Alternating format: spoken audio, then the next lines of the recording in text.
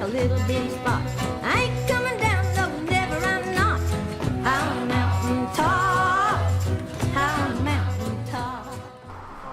Welcome everyone to another edition of Voices from the First Frontier. Housing is such a critical part of our economic development efforts. You really need to have a quality housing stock of all different types, and we are really pleased to have with us today Wray, who's heading up one of the largest housing projects that we've seen in the city of Altoona, the renovation of the Elizabeth Apartments here, 22 units, and she's going to get into all of that. Laura, welcome. We're really glad to have you here today. This is truly one of the marquee development projects that are happening in the city.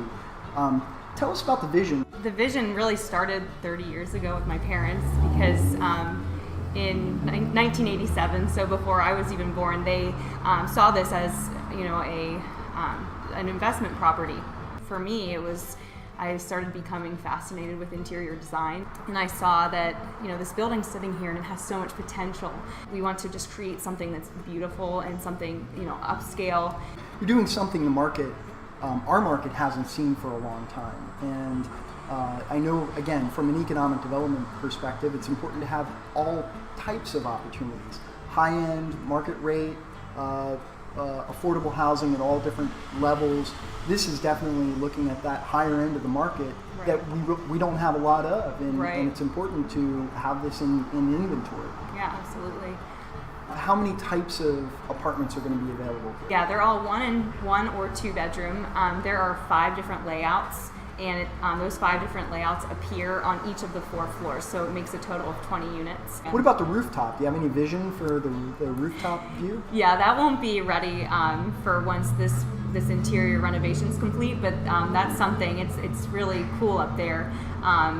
You have a nice view of the city, so we're looking hopefully this spring to put some sort of decking out there so that you have a lounge where you can sit. That will be one of the unique things for our market, for housing options. Yeah. What are you experiencing in terms of this market shift and outlook? This type of rental living just creates a really nice option for them, where they still feel proud of where they live, but they don't have to take care of a house where you're mowing a lawn and trimming bushes, that kind of thing. Right, especially when you look at the millennials and other different age groups that are coming in. They definitely want maybe to start off in leasing apartments and moving their way up through to townhomes and then maybe a single family home. And again, this provides that point in the market where they'll have that opportunity to do that. That's excellent. What have been some of the challenges? I mean, this is not an easy project. I'm a stay-at-home mom, I still call myself, but I'm while also trying to pull this off. So that was probably the biggest challenge. But I guess other challenge would be just that I'm inexperienced in this, just in this whole thing compared to my teams. Where are you from? You're local. You're a local person from the First Frontier. So I was born in Altoona and lived there for 5 years, and then just moved to Hollidaysburg. So I'm still very much local. So you're never left. Well, I left for college. Okay. But then I came back because when I went away, I wasn't sure what I was going to do after college. But there was something that I just missed about here. And growing up, I was the youngest of 3, but my brother and sister are 10 and 12 years older than me, so I was very much so the baby. My parents, I have kind of 2 very different perspectives on life because my parents are so different. My dad is very much so a business person, very detail-oriented, very technical.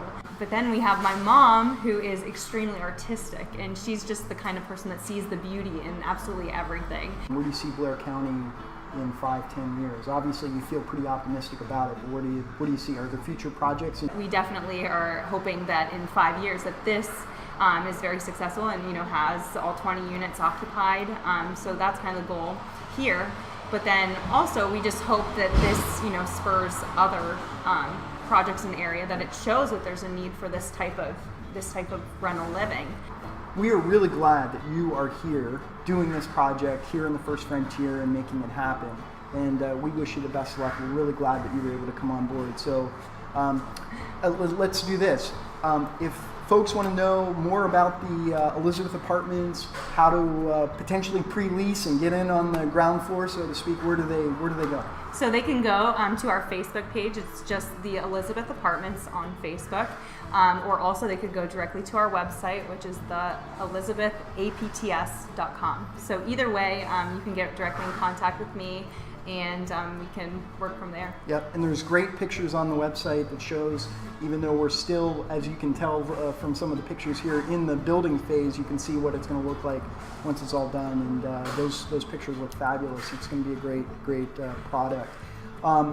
Once again, if you have a voice you would like to submit for Voices of the First Frontier, an interview, you can go to our Facebook page, which is The First Frontier, Blair County. You can go to our website, which is abcdcorp.org, and you can contact us there and submit your name, and we'll make sure that we can put that into the calendar into the future. Laura, thank you so much again for your time, and we look forward to this project happening. Absolutely. All right, cheers. Cheers.